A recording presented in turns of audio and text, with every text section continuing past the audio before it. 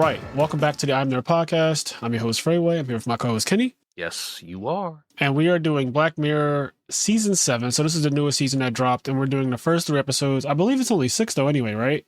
Yeah, it's either 6 or 7, but I think it might be 6. The only reason I think it's 6 Something like because when I looked inside of my folder that I downloaded it, I got it on the open seas, if you know what I mean. So I downloaded it on a website, and there were only 6 episodes in the folder, but I swore that this season was more than 6 episodes, but maybe I'm just hallucinating that. I don't remember. Did you watch the full season? I've seen all of it, yeah. Okay. And my opinion, I think I said this to you. You were in Japan, and I was just like, hey, when you get back or whatever, blah, blah, blah, while you're on the plane, we should maybe do Black Mirror because I watched it. And at the time, I think when I messaged you, I forget, but maybe I'd only seen... No, I think I saw all of it when I messaged you. Anyway, my point is, we watched last season, right? Which was, I think, last year or 2 years ago. And we saw the first 3 or so episodes, and they were all, like, really good. Yeah. And then we were going to do a part 2 with the next 3 episodes of last season. And we watched the next episode, like episode 4, and it was fucking horrible. That was the werewolf one. And I just... Dude, it was so when bad. I tell you it was unwatchable, like, bullshit, it was so and then awful. we just never went back. We never went back. We just skipped the next season. Go next. Go next. We went right into the side deck. we just dove into our side deck. It's okay. I saw this season, and obviously there's some episodes better than other episodes, but I truly think every episode this season had like something about it that was interesting. There was no werewolf bullshit. Yeah. But anyway, we're only going to be talking about the first 3 episodes. I'm interested. There's stuff I want to talk about. I'm interested to hear what you want to talk about, and then also, eventually we'll find out if we're going to do the next 3. No, I definitely want to do the next 3 because the first 3 were watchable, and assuming that episode 4 isn't a complete disaster that makes me not want to watch the show anymore, I'm willing to continue on to 4, 5, and 6. Also, I trust because this time you watched all of it, so therefore, if you're saying you liked every episode in different ways, and I think when you said to me when I was in Japan, you said something like, I liked every episode for different reasons. Yeah. So that is really inspiring to me because usually that's not the case with Black Mirror. It's an anthology show, so every episode is completely different from the last. Like, it's not a continuation of a story. They reference things from other episodes. There's the last episode of this season is a direct sequel to an episode in like season 5. Right. The spaceship it's the thing, one that's the USS the Star McAllister. Trek one. Yeah. So that's pretty cool. I don't remember that episode though, and this is the problem I think with Black Mirror when they try to do references. They even reference San Junipero a lot in these episodes, or at least one of them. One of the hotels is literally called like Hotel Junipero or something like that. I don't remember what that is. Okay, well, the episode San Junipero is I think the highest rated episode of all of Black Mirror. It's the one where the lesbian couple falls in love and like their consciousness is put into this world that isn't actually reality, and they get to live in this place called Junipero that's like paradise to them because it's not real, so like it's created to be perfect for them, and I think they live like happily ever after, but they fall in love inside of this world, and so their consciousness is just put in there. And I think at the end of the episode you find out that like everyone's consciousness has been inserted into a blissful genjutsu type thing, because you see like a robot. You see like a robot going through a library, and it's just so it puts the main characters of that episode into like it logs them in, but then it pans out and you see like a library of consciousnesses that are just it's like all the fucking Matrix, exactly like the Matrix type of thing. So it's like everybody's in one of those blissful things, which I would be fine with, by the way. Like the Matrix is not a bad thing to me. I definitely suggest for the last episode, the Star Trek one, USS Callister or whatever, either rewatching or at least recapping the part 1. Sure. Because it is like a direct sequel. Okay, so I will but anyway, watch a recap then. I think that's because I'm not going to watch the episode again, but I will watch a recap on YouTube. There are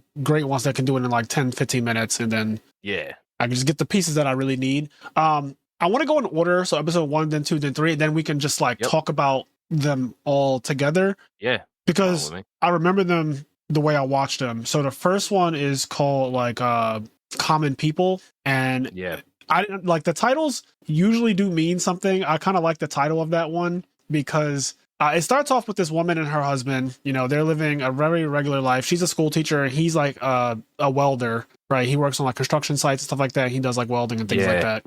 And a couple's plot lines are happening. Is not too much. There's like 2 major plot lines that are happening. One, the teacher, the wife, she suffers a brain injury. She falls in class, like in the middle of her students. She's in the middle of a lecture. She falls, passes out, hits her head really bad. She goes into like a coma, and the doctors tell her husband straight up, we can't do anything. Like, she might be in a coma indefinitely, you know, but there is an experimental procedure. There's always a fucking experimental procedure with Black Mirror, always.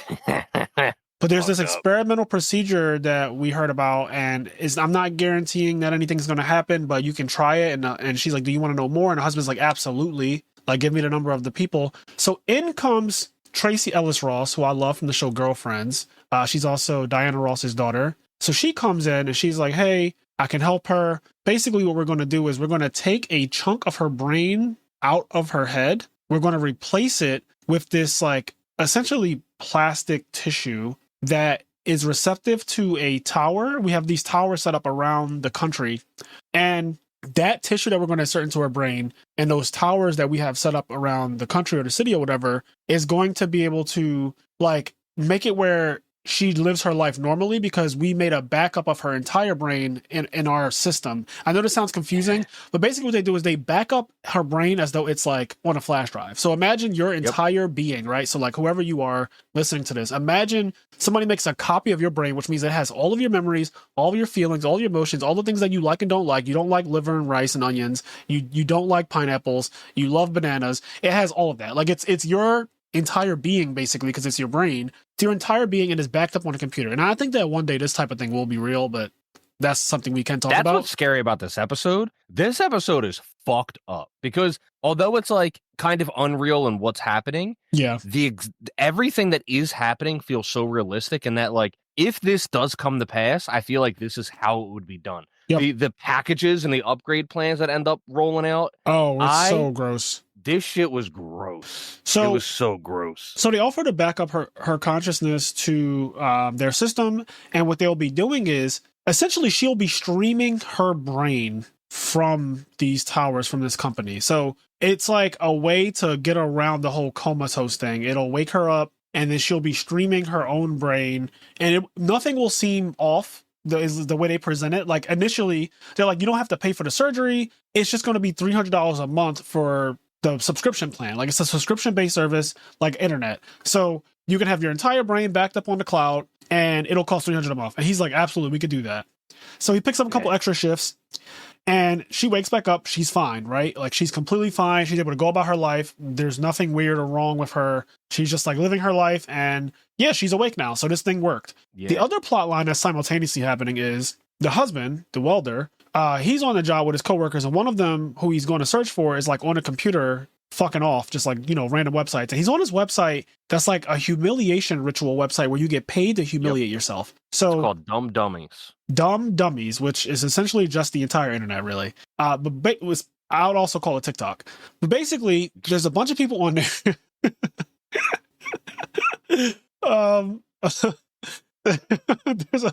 There's a bunch of people on there humiliating themselves for money. I don't know. Is that not TikTok? It's actually, yeah. I mean, it's what's happening. You ever see like on TikTok? There's like, I mean, I don't know. I guess they're not humiliating themselves, but there's just so much weird shit. Like the NPC people. Yes. The people that like just Gum, pretend good. to like Ice cream, great. Ice cream, cold, yummy. Water ice, pretzel, Philly, cheesesteak, gunshots, ooh, Philly, dangerous. Ooh, Chicago, also dangerous. O-Block, King Von, 50 Cent, Ja Rule, In Career, Eminem, Bad Boy, Baby Diddy, Trial, Cassie. Like, why? You're going too hard. Why'd you just fucking flick switch? I NPC'd. Did I not just NPC? Oh man, I hate it so much. That was a big trend like last year. I remember a lot of hot girls were just in bikinis doing the NPC thing, and they would do that shit for 30 minutes straight. They would do what I just did. Imagine me doing that for 30 minutes straight. But they'd also make bread too. They'd also make like $50K in 30 minutes because people are sending so much money to just like send emojis that they have to act out. Like it'll be a cowboy and an ice cream, like cowboy, ice cream, Beyonce, Cowboy Carter, Jay-Z, bought Grammy, #1 album of the year, Billie Eilish, Rob, snub, Taylor Swift. Like it would just be unhinged nonsense. And I'm not gonna lie, there was a part of me, because I saw how much money they were making, there was a part of me that wanted to do that. But I was like, yeah, same. I was like, who would pay for that though? Like who? Well, that's the thing. I don't know who would pay for it, but people are paying for it. Yeah. We're not hot girls is the problem. Like I can't do anything. Yeah, but you can though. There's avenues you can take advantage of. You just have to like get on there and be like an Uncle Ruckus. Oh no. And then I could you do just that. take the money from racist white people and then, move on Black with your people day. bad. Niggas. I hate niggas. Get on the fields. You'd make so much money. Picking cotton. Is a powerful niggatry in here. just wonder. NPC and his Uncle Ruckus. Yeah. We just got to act out some Long Beach Griffey videos. Yes. Oh, they're so good. I don't know how he still has a channel. So there's a website, Dumb Dummies, that this coworker is on, and he's like entertained to the max by it. And what the guy on the screen is doing is like he's about to drink his own piss. Yeah, and he's like when they get to some amount of money. It's like when we get to, let's say, $500, I'll drink a jar of my own piss. Yep. And then they have to like pull their own tooth out, stuff like that. So they're just doing these ridiculous things for money. And I'm assuming they get a decent amount of money, because some of these things I'm just like, there's no way I'm pulling a fucking tooth is crazy. Like, first of all, I'm going to have to put that tooth back. Like, that has to be put back in, or I'm going to get a fake. That costs a lot of money. So yeah, he sees that, and he kind of just makes the main character, he kind of makes a mental note of it, but he doesn't really. He's like, all right, that's just fucking weird and gross. Like, what are you doing? Why are you watching it? Anyway, we need you at work. So just put that in the back of your mind. You have the husband who just saw this Dumb Dummies thing, and you have the wife who's just been awakened with this fucking plastic thing in her brain that allows her to like stream her own consciousness from a tower somewhere. Yep. Well, things start getting a little weird, and it wouldn't be Black Mirror if things didn't start getting a little weird, because the wife starts essentially reading ads randomly to her class. I don't remember if this happens first or not, but it just popped in my head, so I want to say it. I think maybe this happens first. There's a part where they have like a scare, because like they're just driving somewhere to go on vacation, and then she passes the fuck out. Yeah. And then they like freak out. They bring her back to the lady, and the lady's like, "Oh my God, hey!" And she has like this fake energy, this fake enthusiasm. Yep. Oh my God, how you guys doing? And they're like freaking out, like, "Yo, she just like died again." Basically, she went into a coma. They're like, "Oh no, I'm sorry. See, you just went out of our tower's range." And they're like, "What do you mean?" They're like, "Yeah, we have towers. Like, you went out of our range. Like, we don't cover that area. So, like, she just shut down when you went out there." And it's like, what? Yeah. So we can only stay right here? They're like, "Yeah, so, we're working on an upgrade or whatever. But, like, right now, like, that tower only covers this area. So, if you drive out of that area, she'll just pass out until you get into an area with a tower." And they say that shit so nonchalant, and keep track of that word nonchalant, because that shit had me dying. But yeah, so Tracy Ellis Ross, the girl who sold this entire thing to this married couple, the one who basically got the husband to choose this for his wife so that she can actually be alive again. She's just very nonchalant about the whole thing. She's like, "Oh yeah, like Kenny said, you drove out of the range of the tower, so she passed out. But as long as you're within this range, you're good. We're working on an upgrade."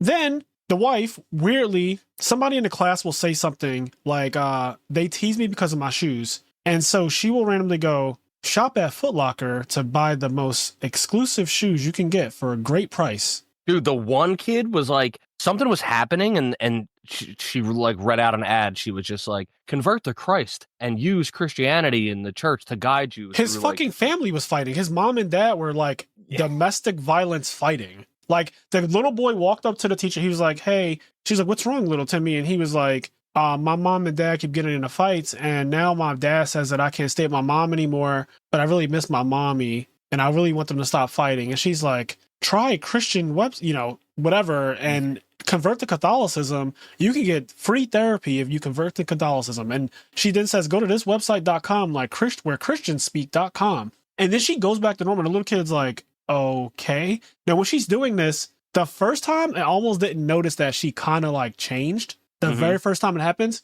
Also, I guess the very, very, very first instance of this is when he was making her coffee in the morning, almost like the next day. He's making her coffee, and she was like, "Have you ever tried these double espresso beans? They're supposed to be really smooth and creamy." And he's like, "No, I never tried that, but I know it's pretty expensive. I heard of it before. And yeah, maybe one day we could try the double espresso beans." And she's like, "Why are you bringing up double espresso beans?" Yep. And he's like, "I no idea what's going on." Yeah, she's the one who said that about this. She brought it up, and then she's like, "Why are you bringing it up?" And he's like, "I didn't bring it up. You brought it up." Yeah. She's like, then there's one time where they're like having sex, I think, and then she just starts ranting about like, I don't know, like sex toys or like a new kind of condom or like something like that, like some weird shit. And he's like, "What are you talking about?" Yeah, he actually kills her erection, which is a real thing. like saying the wrong thing in a sexual act or doing the wrong thing in a sexual act can just be like really off-putting. Some people are not just so horned up that they can get it off no matter what. So I've definitely had my fair share of like, all right, I'm turned off now. Like that was not what I wanted to hear. That was not what I wanted to see or whatever. And it's just like, I'm good. Like, I'm so good. So when that happened, he was just like, get off me. She said some weird shit about erectile dysfunction pills. And I was like, what the fuck? Like, he doesn't even have erectile dysfunction. Like, you're creepy and that's causing him to get soft. Like, it has nothing to do with erectile dysfunction. Is like, I want to have sex and I can't have sex. That's a completely different thing. Yeah. Me having sex with you and in the act and you say something wild like fuck me like I'm your grandmother and I immediately get soft. That is not erectile dysfunction, bitch. Don't fucking say I have erectile dysfunction because you just said fuck me like I'm your dead grandmother. That's crazy. That's crazy. So anyway, what's happening is that she's experiencing these symptoms of being sent ads from the tower and her body is taken over and she's just forced to read them out. When she does this, she is not aware of it at all. So it's like a 10-second ad that she says out loud. She'll just say it. And then she'll go back to normal. And then the people around her are like, are you okay? What was that? She's like, what are you talking about? She's like, you just said some random shit. And it sounded like an advertisement. She has no idea she's even doing it. And then, like, when it gets to the point where they confront the people about it, they're like, oh, we make the ads context sensitive. So, like, the ads will be in context of what's happening around you, like what you're talking about. Like, when he was making coffee, she read out a coffee ad, like, as if that's supposed to make it better. That way, it fits smoothly in the conversation. Yeah. Oh, my God. I don't know. That whole thing, I said I could totally see this happening. If humans ever have to upload our brains into a cloud or back them up or anything like that, I could definitely see a world where like we end up getting sent ads through our bodies and we start behaving like the way the government wants to program us or whoever wants to program us. That's kind of already happening in a way. This episode is so interesting to me because subliminal messaging and just repeated advertisements that are geared towards who you are is already a thing. Like, I see so many ads every single day that are literally clothing things that they would never send Kenny. Like, things that he would never buy. Like, he would never buy it because it's like, oh, this pair of pants is like $500. Like, this man is never buying a pair of $500 pants, even if he had $1 billion. Like, it's just not who he is. But they show that shit to me all the time because I do buy that type of stuff. And I'm sure he sees ads for, like, hot moms in the area or whatever, because I don't care about hot moms in the area, but, like, you know, Kenny does. Hot moms in the area, baby. Whatever it is, like, something, you know, whatever game or something that he likes.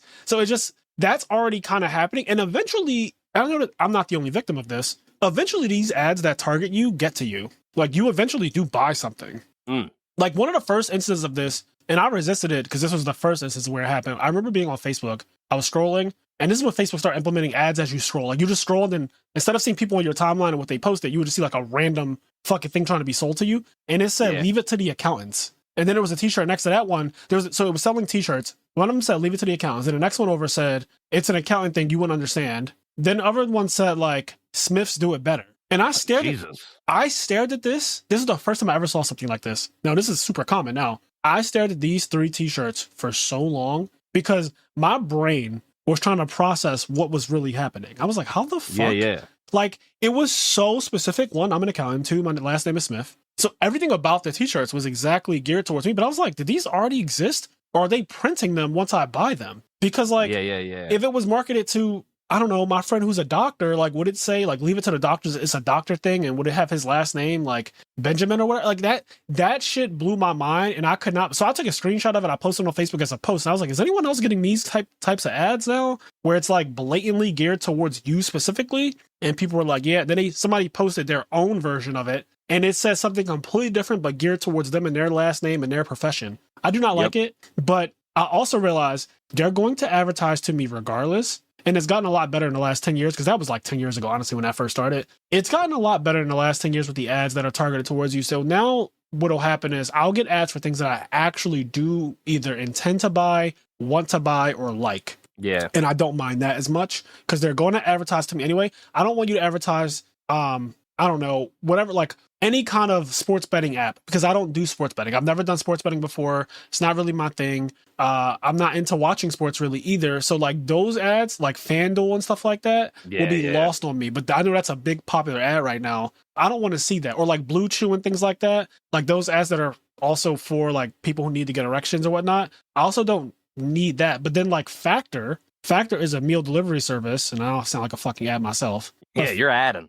Factor is a meal delivery service that I actually do like and I've used. And so when I see them advertising Blue Apron, Factor, Green Chef, all these different types of those Is meal Blue deliveries, Apron even still a thing? Because I know there's so many like Factor, and I know there's so many more. I now. haven't seen it. But I haven't seen Blue Apron in ages. Yeah, I feel like it's been 5 years since I've seen it. But to the point, I'll just see ads like that are like, Frazier would buy this thing, and that is fine. However, what's happening in Black Mirror is way more insidious because, again, she'll be in a random conversation with her girlfriends, with her students who are literally children, like I'm talking about 5-6 years old, and they will say something, and then she will say something relevant to it in ad form, and it's super intrusive. It takes over her body. She's not aware of what she even said, which I think is like probably one of the most heinous things, that you're not even privy to what just happened to you. Crazy. They could at least let you be aware of it, because like it's so sneaky, because they tried to just get away with you never being aware of it, right? Yeah.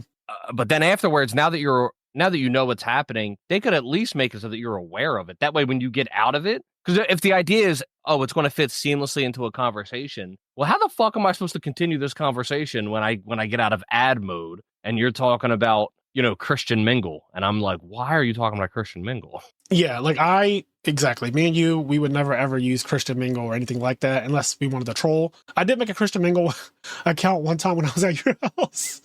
That was fun, just because we were trolls back then. That's the type of shit that we would do. We would just make like an atheist account on Christian mingle and just try to terrorize them. I remember I made a black people meet. Yep, that sounds like something you would do. Blackpeoplemeet.com. That commercial was everywhere. I was like, I gotta see what's going on. Yeah, you gotta see what they're up to. I have a feeling 80% of the fucking people on Black People Meet were not black. I have a strong feeling there was a bunch of white people meeting up. Like a bunch of white people catfish against black people. Because there's no way. First of all, you know how skeptical black people are in general? Like every time we see a horror movie, the first thing black people go saying is, "It wouldn't be me though. Like I would never be caught in that position. I would have ran. I would have been, girl, why are you still in the house? I would have been out of there. Like I would have let them have it." We're always so skeptical, so afraid of like everything. A website called Black People Meet is just too on the nose. Okay, this shit sounds like a clan trap. Like I'm sorry, like I'm passing. I'm fucking passing on Black People Meet. Man.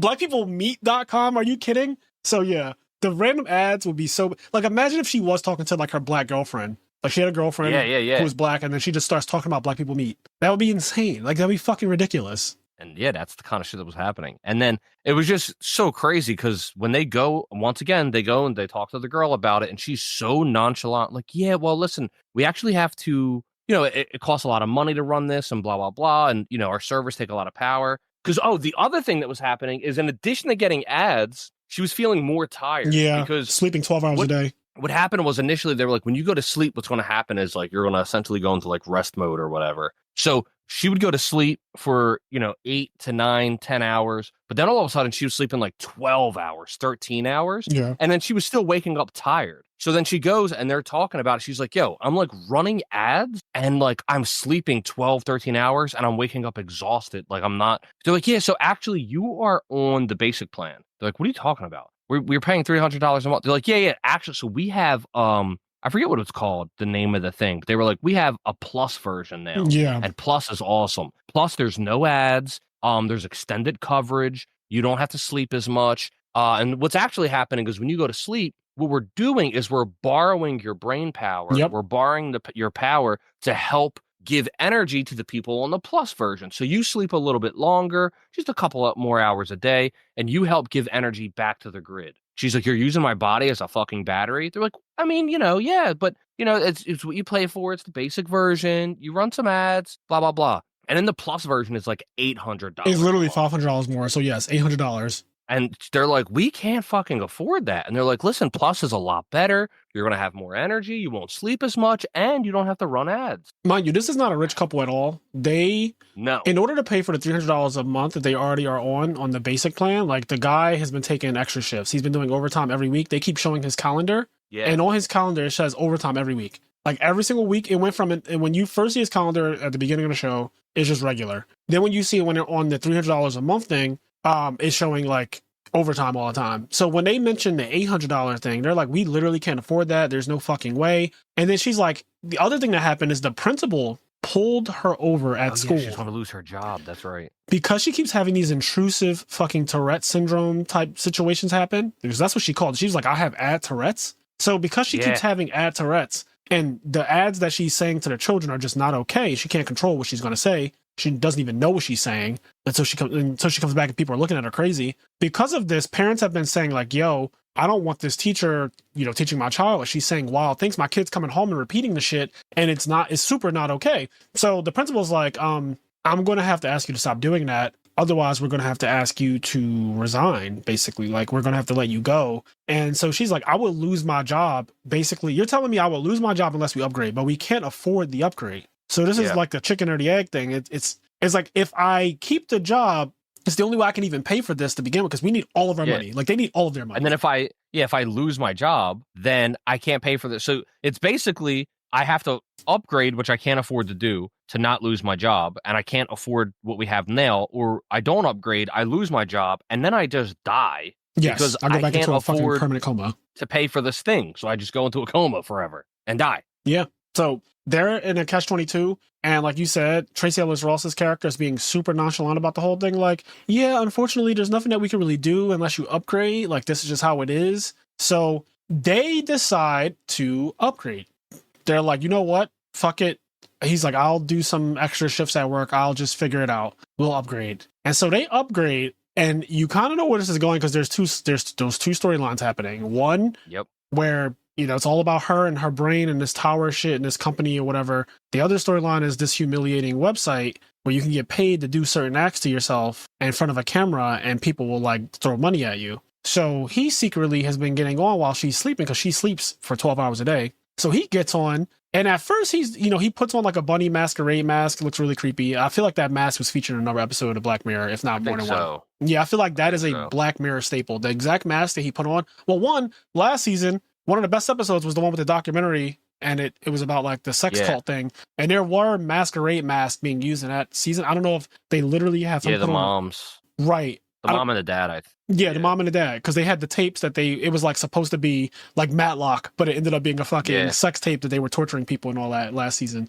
That episode was amazing, but I feel like that mask, I've just seen it before. It didn't look like it was a brand new thing. Anyway, he puts on this mask, he gets in front of his webcam, he starts recording, and like, they're asking for regular shit. And at first he's really all like, I'm not doing that. Nope, not doing that. Not putting that on my dick. Because he has is it a mousetrap? I think he has a mousetrap. Yeah. He has a mousetrap, and I think like he uses it on his finger, and then like he says like he'll use it on his tongue, I think. And then I think people are saying like use it on your dick, and he's like, I'm not using it on my dick. Like, I'll do it on my tongue for this amount of money. He's like, but I'm not using it on my dick. Yeah, that was so wild. But then eventually he just caves. Like he starts doing all the things that he said he wouldn't do. And this is really... Dude, the one thing is he gets a fucking glove. He gets like a glove that has like this extended finger that turns into like a dick. Like it's a dildo glove. And the index finger is like a dildo. And he's just like has this glove showing this dick finger. And like he's going to like put it in his ass for some amount of money. Yeah.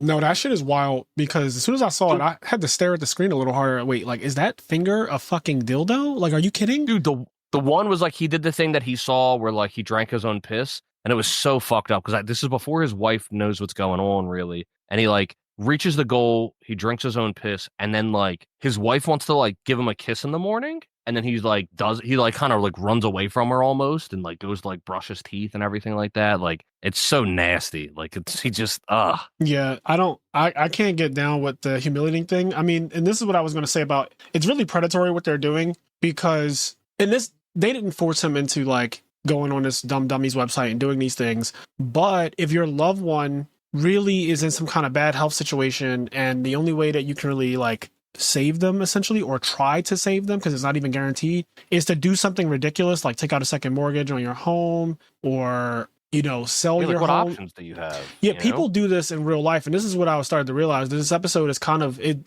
talking about a lot of different things. What people are willing to do for money on the internet, because people do basically do anything for clout, and with clout usually comes like a check, right? So like, there are people on the internet who have these personalities, like Aiden Ross, for example. Like, he doesn't believe 90% of the shit that comes out of his mouth, but he just says things for shock factor, because his fucking cult of people that like love him, will give him money and like keep supporting him as long as he has like these ridiculous opinions that no real human being has. Like no human just has you don't hold all of these opinions in one body. I'm sorry. Like it's just too over the top to be a real person. You know what I mean? Like it's a caricature. Like you're not no real human being is like that. Like you're putting on a character. Except for, sadly, the people that end up being your followers. Like because there's a lot of people that like put on like this fake personality and they follow all of these things and do all of these things, but they don't really believe it. There's people that do this, but then their followers end up becoming diehard believers in the crazy shit you're saying, and then so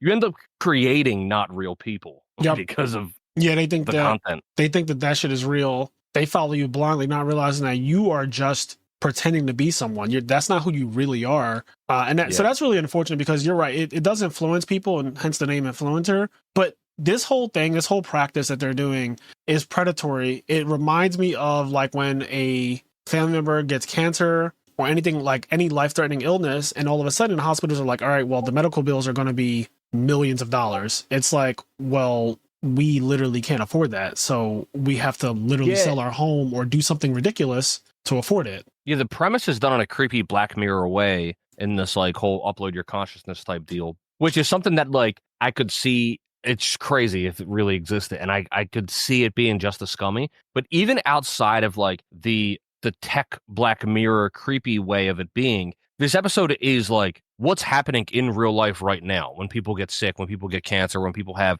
horrible accidents or diseases, and then their family just can't afford it. Like you're saying, it's like, and then you end up having to take up a second job, working overtime, doing dumb dummies on the internet. Like you get into like this spiral of terrible shit. And then usually what ends up happening is, as a secondary result of that, with all of that, you'll probably end up doing drugs to deal with all of the pain and depression that you're on. And then you become addicted to this. And then you have a spiral. You're living like this shell of a life, just fucking spiraling, trying to do everything you can just to take care of a family member and keep them alive. And like you can barely keep them alive. It's just it sucks. I've seen cancer rip through a family member really, really bad. And more importantly, chemotherapy really did like the end of the job. I feel like cancer was already, cancer was doing its thing, right? And then chemotherapy was offered. Chemo fucking sucks. But I saw my family member who was really old go through chemotherapy, and like when I tell you that was the end. Once they went through that, their body was all emaciated and everything, super skinny, super frail, could barely eat, could barely hold anything down. Like just absolutely a shell of a human being at that point. Really, really sad to see it happen. So I vowed, I was like, if I ever succumb to one of those illnesses that is like, okay, I'm terminally ill, do not do anything to try to prolong my life. Like, I don't want you to start selling properties, picking up double shifts or working crazy overtime or whatever people do, taking out loans, whatever people do to pay those med bills to like try to make their family member live a couple months longer, that'll put you in debt for years. So you'll be in debt for the next, like, I don't know, 20 years of your life, paying some bullshit thing every month, like a student loan almost.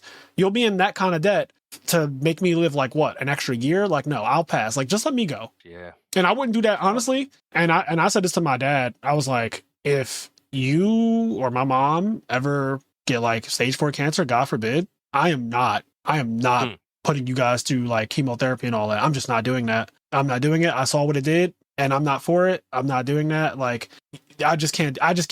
So as soon as I see like him fighting for it, now mind you, him and his wife are young. They're like in their 40s. They're in their 40s.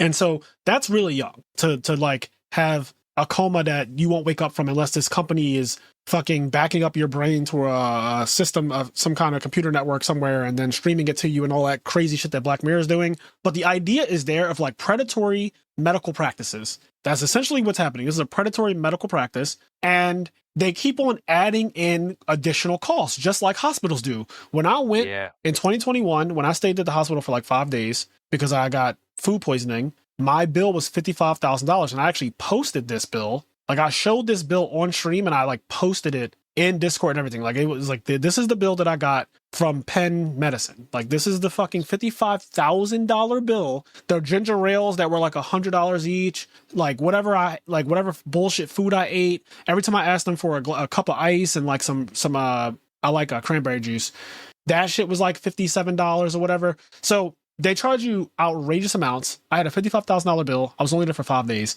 and my insurance covered $53,000. I was on the hook for $2,000, so I had to pay $2,000 out of pocket. Luckily, my job paid that portion because they give us like money for medical stuff every 6 months. This all culminates to a bullshit system. Yeah. That is super predatory. Why is 5 days in a hospital $55K?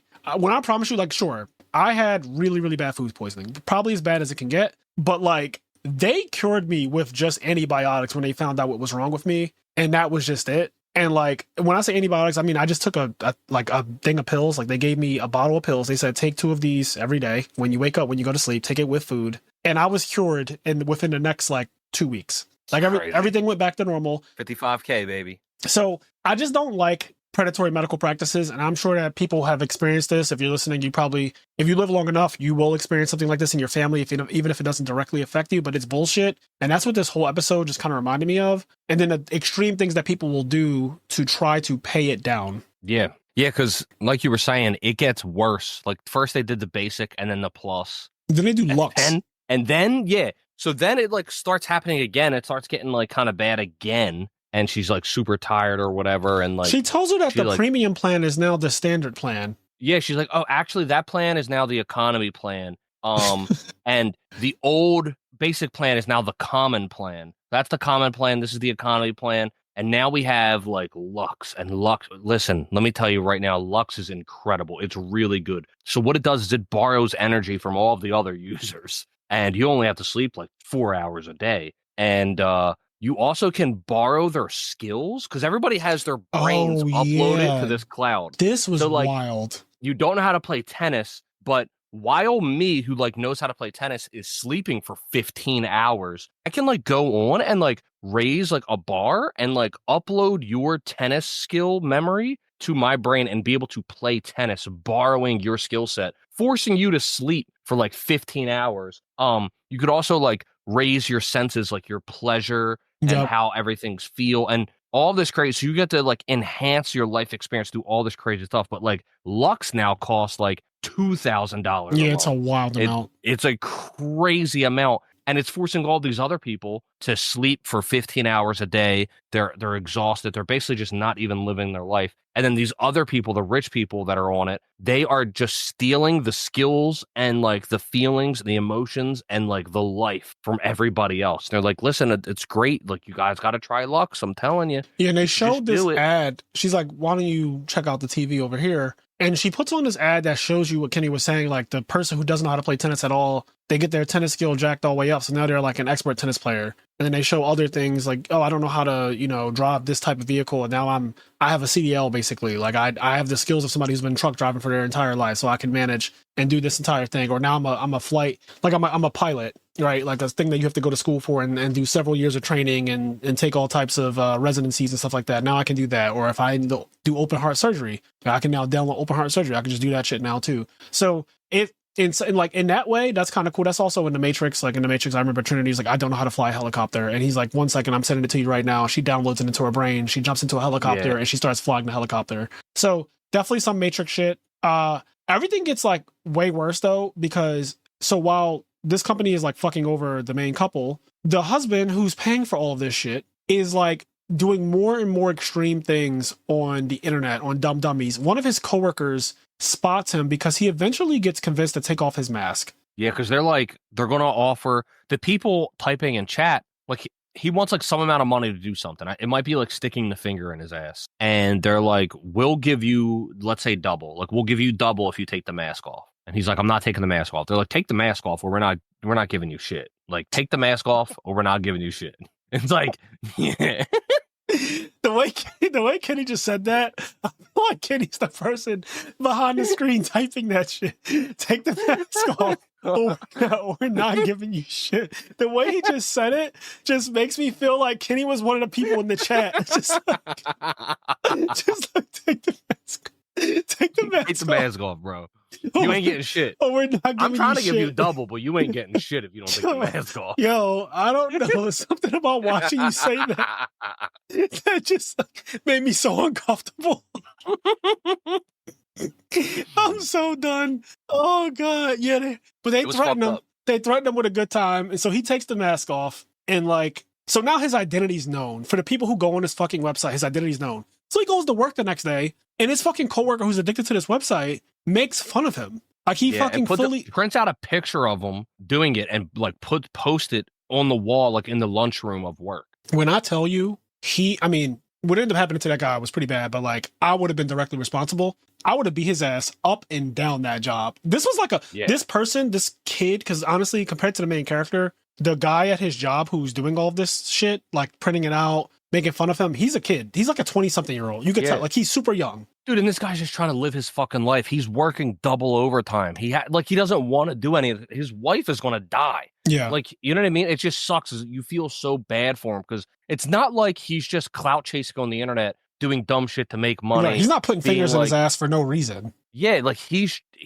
forced into this position. He has no other options. And then like you have these assholes that are just treating him like shit, printing out positions, pictures, assholes. Good language. you are something.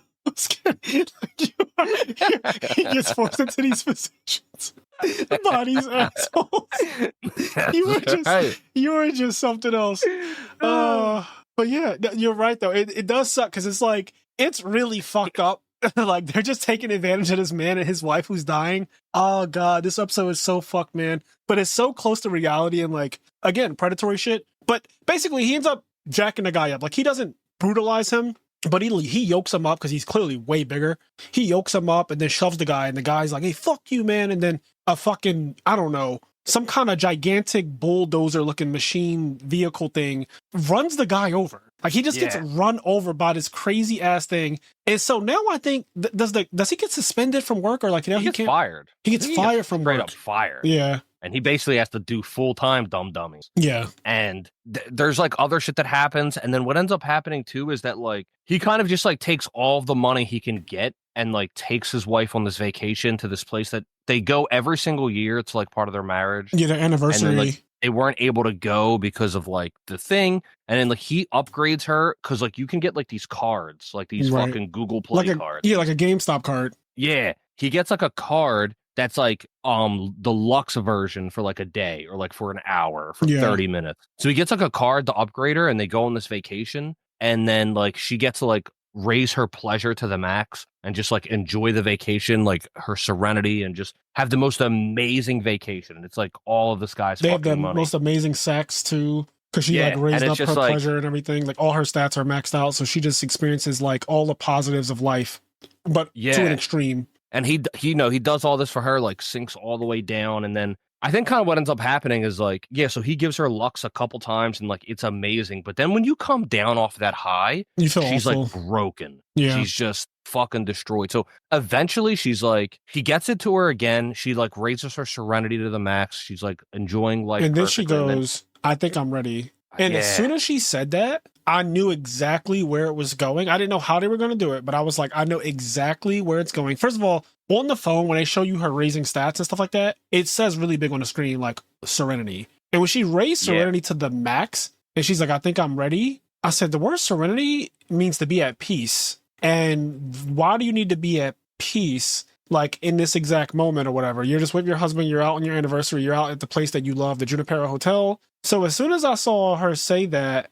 I was like, oh shit. So then he takes her to the bedroom and then she's like, do it while I'm not me. And that was also kind of confusing at first, but I was like, oh, she starts going into one of her ads where she's, because like Lux wears out. She's back on fucking basic economy shit. And then, she starts fucking doing an ad read. Yep. And it's a long ad read. And he takes a pillow and he puts it over her face and he smothers her to death while she's reading the ad. She's trying to read the ad, even though he's blatantly like suffocating her. And eventually she just stops breathing and speaking and he starts crying, of course. And that's pretty much the end of the episode. He assisted suicide is what that is. Yeah, dude, it's so fucking sad. And so it's already sad and horrible. Luckily, it didn't go one. I thought it was going to go one step further. I thought he was going to get arrested because I thought like they were going to be like, oh, the cloud was able to detect that she was murdered, that she was like somebody suffocated her. I thought because she's connected to this cloud and like whatever. That probably is what happened, if we're being honest. They would be able to tell that he's the one that killed her. And then even though it's like that's what she wanted and blah, blah, blah,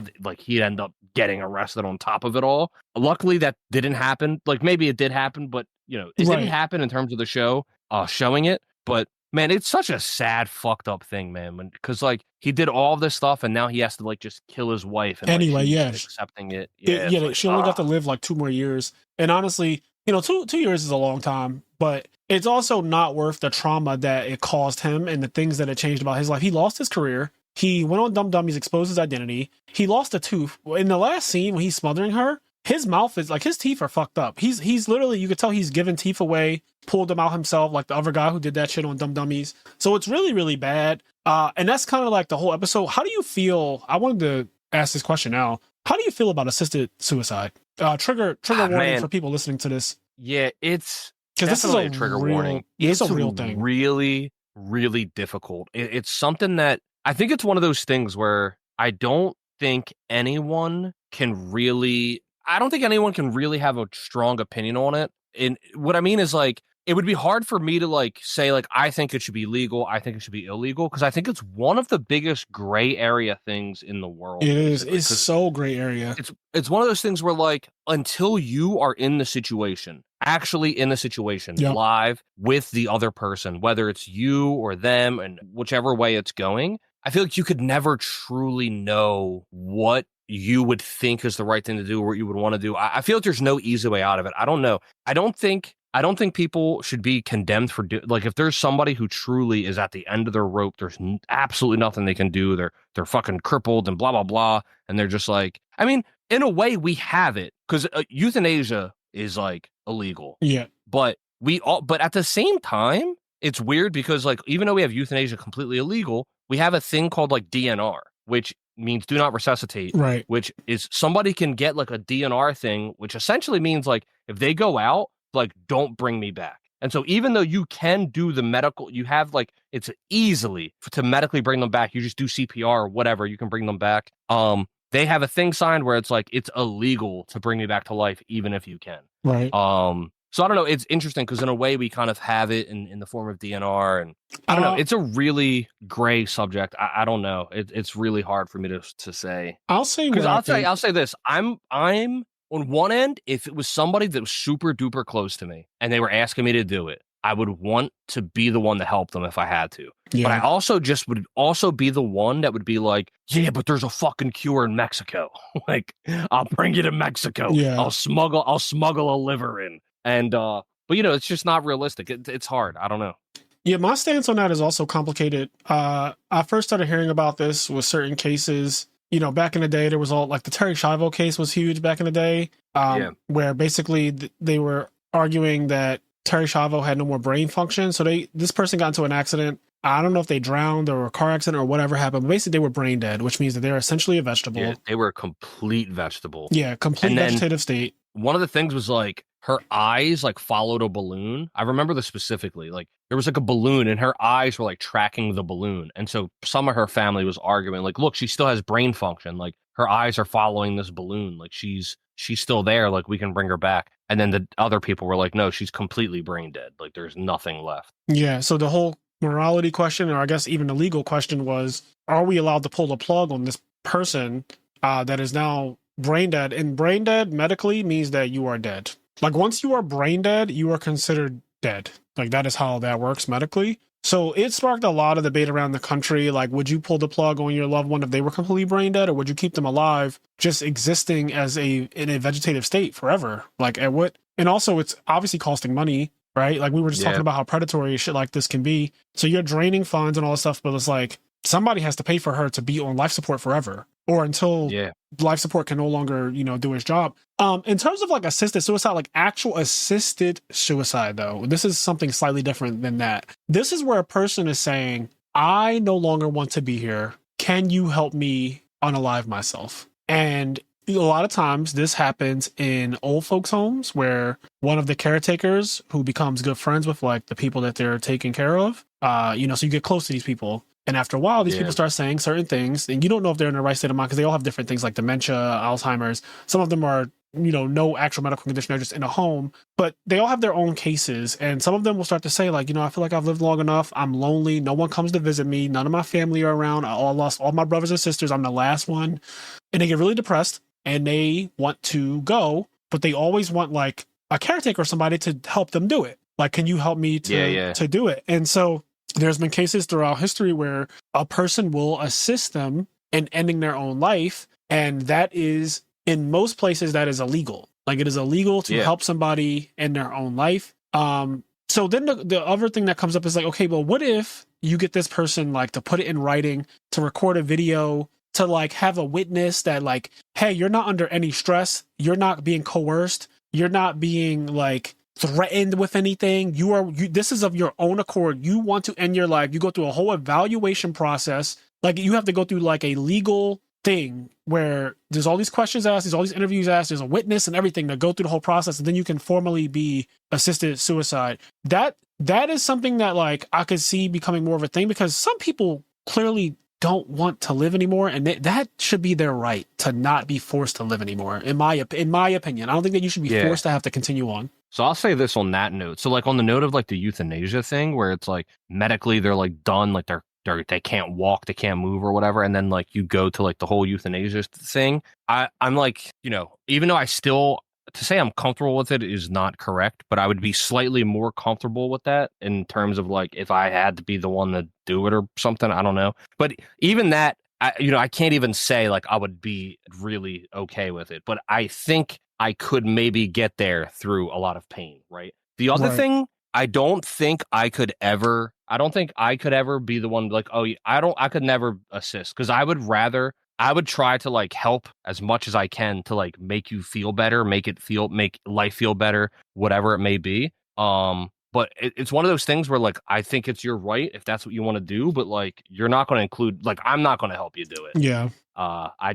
You're not going to be the guy to do that. I'm not going to help you do it. Yeah. Cause Kenny is, I mean, just from what I know of you, you're always the person that you like having a lot of friends around. You're a more the merrier kind of guy. You're like, life of the party kind of guy, and you don't want anybody to be left out of things and all that type of stuff. So like, for somebody to ask you of all people to help in their life is like super not happening. I feel like just based on like who you are as a person. I would do everything I can to like make everything better, but like I understand for some people, like maybe I don't know, maybe that just wouldn't work or whatever it may be. But but I guess my point is like when it comes to like that, like I'm not going to be the one to assist. Like I'll try everything I can to make it so you feel like you don't feel that way anymore. But like I'm not going to be the one that like you're just like, I don't know, you can do it on your own or something. Yeah, you have to find somebody else to do it. Like Kenny is not going to be the guy. That's reasonable. I mean, it is a very, very hard ask of anybody to do some shit like that. Like, yeah, it would just be a really hard ask. But it's a touchy topic. If you're listening to this, I wonder if you want to write in a listener letter to imnerdpodcast@gmail.com about this type of thing. Do you know of anybody, either a distant friend, a cousin, anyone who has ever been in a situation where they have had these kind of feelings and either did it themselves or anything like that? Definitely feel free to write in.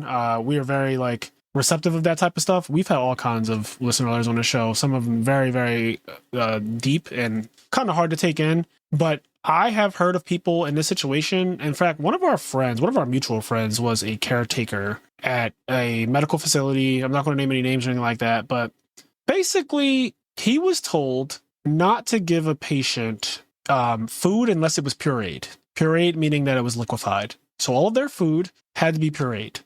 And at some point, they developed a very close relationship, and that person convinced him to give him a whole like biscuit or waffle or pancake or whatever, like not pureed, not liquefied. I want to eat it in its base form that it comes in, the way you would eat it, right? Yeah. Unfortunately, this resulted in medical malpractice because that person ended up choking on the whole food, and that was like a whole thing, and it really sucked. Like this entire thing really, really fucking sucked. And I was like, damn, I wouldn't think. Now, granted, I didn't take any oaths like people in the medical industry do. I didn't swear on anything, and I don't know anything about the medical industry in that regard. But I can easily see how you can be, dare I say, manipulated by someone that you become close to in a facility. Yeah. That's like, hey, I'm really sad that I always have to eat my food this way. Like, can I just have this one time? Can I have this biscuit just like as is? Like, I promise I'll be extra careful when I'm eating it. Like, I know how to do it. Obviously, I'm fucking 70 years old. Like, I've eaten food like this more in my life than I haven't. Do you mind if I just have this one thing? You could even watch me eat it or whatever like that. And like, you get used to now sneaking them food in a way that you're really not supposed to be doing because you're so close to them, because you're human, and that's what happens. Like, people become close to other people that they're around all the time. And then this accident happens where you do it, and then you kind of like, because it becomes so normalized for you to do this, you don't pay attention, and then they end up choking on it, and then there's this whole thing. So like, even stuff like that, when it comes to like, that person might have wanted to go, and that was their plan all along. That's how they want to do it. It ends up fucking you over though, because, you know, you again malpractice. So it's a whole thing. But yeah, there's just a lot of questions of morality here when it comes to helping someone to end their life. And like you said, Kenny, I don't know how I would react, because I, you know, not being in a situation and just kind of speaking on it is way different than being in that position where you have someone. Think of someone that you love, because it's easy to be like, oh, like this random stranger is like, hey man, like, put me out of my misery. But like, yeah. As much as you think about it, and some people can be more logical than others in high emotional situations, but at the end of the day, when your emotions are that high, when you're in a super high emotional state, logic is going to fail to some degree. So as smart as you think you are and as logical as you think you are, there is going to be some part of you that like wavers. Or even, I think there's even a case for like, your logic gets used against you, right? Somebody like myself who really tries to like think about things, when you're in a high emotional state, sometimes that could be used against you, where now you start using your logic to rationalize it in a different way. You start thinking along a different line, and you're able to rationalize something that when you weren't in that emotional state, you'd be like, oh no, this is how you rationalize it. When you were in an emotional state, you were able to like rationalize it and make complete sense for a completely different argument. Yeah, I don't know. There's no way to know truly until you're like really in that situation. Yeah. So that's the end of this episode 1. He ends up, like we said, suffocating his own wife and taking her out of her misery. She asked for it. We saw it on screen. Like, she blatantly said, I'm ready now. Like, please do this. Yeah. And do it when I'm not me. So that way it's, not, her last memory is not going to be him smothering her, because she's not even there anymore. Her last memory will be laying peacefully in the bed, because that's just how this whole thing works. Anyway, moving on to episode 2. So I think that's everything we want to say on episode 1, right? Yeah. Episode 3 will be quick, because episode 3, I will say, was the least. Like, I like that one the least out of the 3. I liked 1 and 2 a lot. 1 and 2 I think are really good. 3 I was like, eh. Okay, but episode 2, the premise is basically there is this food company, right? And these people work in a corporate office. So it follows this main character. She's a black girl. She has a boyfriend. They're British, it seems. But they work at like a chocolate, make it like Snickers or, M&M Corporation or whatever. They work at one of those kind of places, like Reese's. So they make candy, they make chocolate candies and things like that. And they're always trying to, innovate and put out something new, something that consumers will buy and get hooked on and all that good stuff. So anyway, the main character, she is developing a new product, and she's actually like a star at our company. She makes hit after hit. That's just what she does. She's able to put together combinations of candy and chocolate and all types of shit, and people love it. That's just what she's just really good at it, right? Well, this new girl comes in, this white girl. Now, this is going to be relevant. I'm saying their race, because notice in the first episode, we didn't even say what race the 2 main characters are in the first episode. I'm saying their race because when I was watching episode 2, I thought this was going somewhere completely different. So this white girl comes in, and the main character knows her. This white girl's name is like Verity Green. Yeah. And the main character's name is Maria. So Maria's like, oh shit, I know that girl, but she was really fucking weird in school. She was like a recluse. She had fucked up hair. She was always into computers, like really heavy. And she just was like a weirdo. Like, she was a weirdo. People fuck with her a lot. There was like a rumor that like she gave a hand job to the science teacher or something, like the computer teacher. Yes, there was rumors about her as well. Like you said, there's all types of shit, but she was just a nutcase. But anyway, she's here now. She looks really well put together. Like, everything about her, she's dressed really nice, really cleanly. Everything seems fine. And when the girl first comes in, she's a tester for this new candy that the main character Maria developed. Right? So black girl develops this candy. White girl is testing it. She bites into it. She likes it. Everyone else in the room kind of hates it. But then the white girl's like, hey, wait, guys, why don't you try it again? I promise you it's really good the second time. So everybody eats it the second time, and they all love it. They're like, yo, it's actually really good. And they start talking about the flavor and how it comes together. And I was like, I was already laughing because like, I wasn't 100%, I'm not 100% sure what I thought at that time. But it reminded me of just like those people that are so easily influenced. Like, no. And they're like, oh, actually, it is kind of good. Yeah. Yeah, I didn't like it, but I think it's kind of cool now. Yep. It's kind of like art. sometimes you'll see, I remember Virgil Abloh, rest in peace to him, but he was the creator of Off-White and like the guy who was the helm of Louis Vuitton before Pharrell. And he's responsible for like a lot of where fashion is right now. But basically he showed a aluminum can, like you basically take a can of Campbell's soup, rip the wrapper off of it. You just have an aluminum can. Then he crushed it. And he's like, this right here, right in my hand is garbage. If I put this in an art museum and put it in a glass case, it becomes art. And he was basically saying like how you can frame things to humans to make them perceive it completely different. If somebody saw a fucking crushed up can of Campbell's soup just on the street, they would either kick it, walk past it, say, ooh, litter, whatever, right? You see that same thing in an art museum on a pedestal with a light shine on it and in a glass display, and all of a sudden you're like, wow, that's amazing.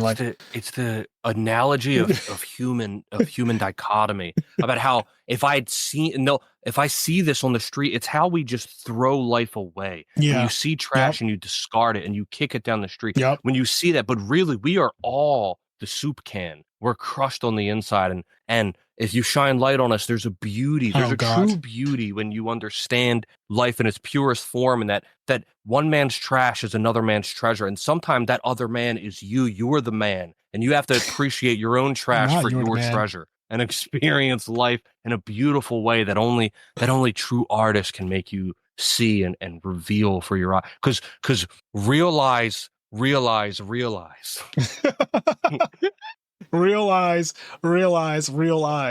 Yep. Good old realize. But yeah, so basically they all tried again after the white girl Verity Green says this. And at first I'm like, interesting. I don't think somebody can convince me to eat a piece of candy twice that I didn't like the first time. Or convince me that I like it the second time. Like, that's crazy. Getting me to try it twice is already like that's hard. I think that's already difficult. But like getting me to think that I like it the second time is diabolical. Okay, so that happens. And then the main character Maria, she is told to give the ingredient list to like one of the assistants. So she tells the assistant all the things that are inside of this candy, and she says these weird words that I've never heard of before, but she names some stuff, and carrageenan is like one of them, I think. It's something weird like that. I'm probably completely mispronouncing and butchering that, but she says it and the girl's like, okay, like I'm adding all these things to the list. And then basically one of the things was important because the guy has an allergy. Yes, the CEO of the company, basically, he's a brown person, so he's like Indian, I believe, and he does not eat. He doesn't eat meat, right? He doesn't eat or meat. Beef or something like that. Sushant. Yeah. Sushant also does not eat meat. Like our friend Sushant Televisual, he does not eat meat. He's a brown person. That is a normal thing in their culture. Not all of them are obviously like that. They're not a monolith, but there's a good portion of them that just do not eat meat. And so the CEO does not eat meat, but he's coming to test the product soon. Anyway, Verity ends up getting a job at this company. She like finds a way to get hired. So now she's fucking actually not just a tester. She's working officially, like, and she's working under Maria of all people. So Maria is like, yo, I remember this girl. She's fucking weird. But whatever. We're going to see how she is now. She's working under me. So I get to at least boss her around. I get to give her like, I get to tell her what to do. So she's giving the ingredient list or whatever. Verity Green like is writing down everything. And she gets to that weird word like, oh, put this in there. This is a non-pork substitute or whatever, like non-pork gelatin. Because I guess gelatin oftentimes is pork based. So she's like, put this kind of chocolate, this kind of cocoa flour, this kind of coconut, this kind of thing, dragon fruit, all these things. And then this weird word that I still don't know how to say or pronounce or whatever, which is really just a non-pork gluten or gelatin or whatever. So what she says is to Verity Green, she's like, how do you spell that? And she tells her how to spell it. And then she's like, I'll send it to you in an email. Like, I'll just send it to an email because, like, clearly you're having a hard time writing this down. Whatever, I'll just email it to you. So she emails it to her. On the following day, she comes in and she hears her two coworkers talking about this place called Barney's Chicken. Yeah. Right? So they're talking about Barney's Chicken. But in the very first scene, when she's talking to her boyfriend has on a hat from a place called Bernie's Chicken. Yep. So she turns around when her coworkers are talking. This is one of the things I hate about office work, too, is that people just interject in your conversation. But she turns around. She's that girl that just turns around and starts talking while two other people are talking about Barney's Chicken. She's like, hey, just wanted to say it's called Bernie's Chicken. You guys are saying it like Barney's. And they're like, no, it's definitely Barney's. She's like, no, it's Bernie's. I know because my boyfriend used to work there and he still wears the hat. I literally just saw him wearing the hat. Yep, he wears the hat every day. And it's Bernie's. It's Bernie's Chicken. And the guy's like, I don't think so. I'm pretty sure it's Barney's. It's been Barney's my whole life. And then the other guys agree with him, like, yeah, it's definitely Barney's. I don't know where you're getting Barney's from. Maybe you just misheard it. He's like, maybe it's the Mandela effect. And she's like, you know what? Fuck it. I'm just going to Google it. No big deal. We'll just Google it. She types in Barney's chicken on Google, and it says, did you mean Bernie's chicken? Yep. And then she sees the logo and it says Bernie's chicken. And then she looks crazy because she's like, I swear that this is called Bernie's chicken, not Barney's. And the one guy is such an asshole. He's so funny. He's like, oh, it's so bad. Is the whole internet wrong? Yeah. Like, this was a Kenny moment to me. Because like me and Kenny are the gods of, we can just Google it. Like if you get into an argument with somebody about something that you can just Google, like when the person still is in denial after you pull up the actual facts, like we're no longer in subjective, like opinion-based argument. It is now a fact. I pulled it up on Google. This is what it is. Yep. And you're still like, nah, bro, I don't believe that. Google say anything, whatever. It's like, he's like, the whole internet's wrong. I was like, the whole internet's wrong. Oh, that must be so hard for you to deal with reality.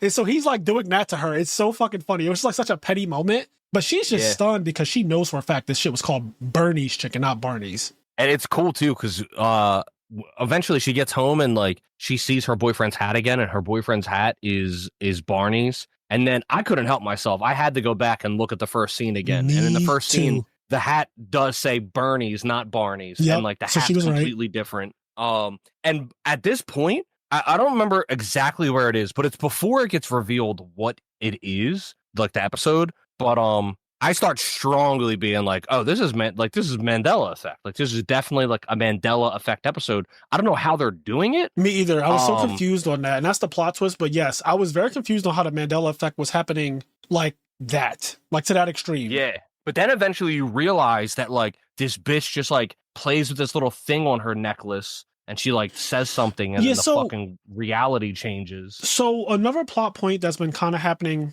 subtly is this one guy in the office keeps having or one girl in the office, whoever it is, their almond milk keeps getting drank by someone else. Like somebody's just drinking their fucking almond milk almost every day. And she keeps like, yo, who's drinking my almond milk? No one answers for it, right? Like nobody raises their hand, nobody fesses up to it. Well, it gets to a point where the main character, Maria, gives the new white girl, Verity Green, who she used to know, she gives her the ingredient list through email, as we said the previous day.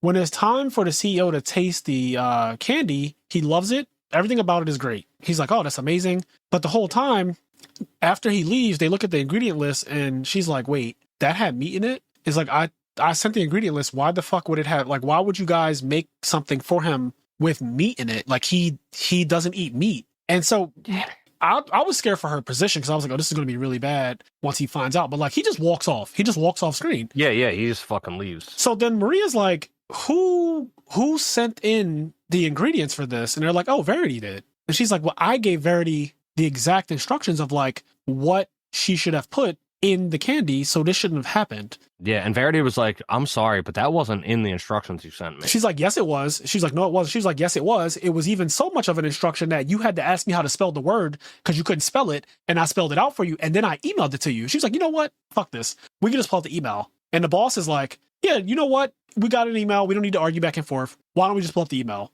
They go to her desk. She pulls up the email, and it does not say that. It does not say that it should have no meat products or anything like that in it, which she blatantly did type when she sent the email. Like it blatantly was on the email, but when she goes to it, she's like, that's impossible.